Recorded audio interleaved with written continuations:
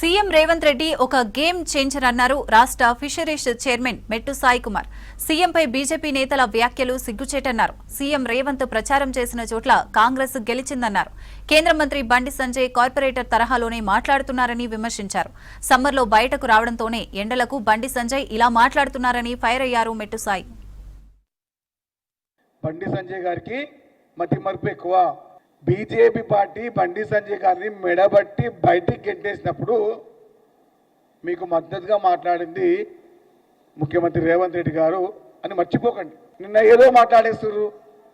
ఎండాకాలం కదా, మీకు సహజమే. అది ఎండాకాలము, ఎండ దెబ్బ తగ్గడం సహజమే.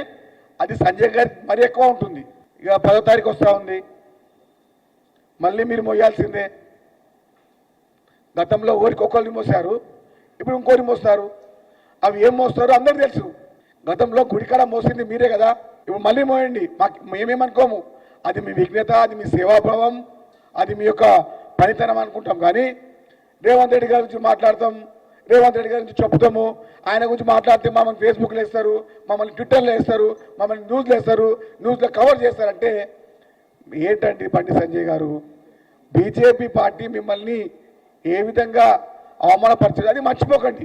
రేవంత్ రెడ్డి గారు ఇప్పుడు south India star political trend setter, ఒక గేమ్ చేంజర్గా దక్షిణాది రాష్ట్రాల్లో, దక్షిణాది అది తమిళనాడు కానివ్వండి, అటు కేరళ కానివ్వండి, తెలంగాణ, ఆంధ్రప్రదేశ్, కర్ణాటక, పుడుచేరి రాష్ట్రాల్లో స్పష్టమైన అభిమాన గణాన్ని, అభిమాన యొక్క వ్యవస్థని కాపాడుకున్నటువంటి ఒక ఏకైక నాయకుడు తెలంగాణ వ్యక్తి కావడం మనం గర్వపడదాం. ఆ గర్వపడడం పోయి చిల్లర మనం మాట్లాడుతూ ఉన్నారు. రేవంత్ రెడ్డి గారు అట్లా, రేవంత్ రెడ్డి గారు ఇట్లా అని. కేరళలో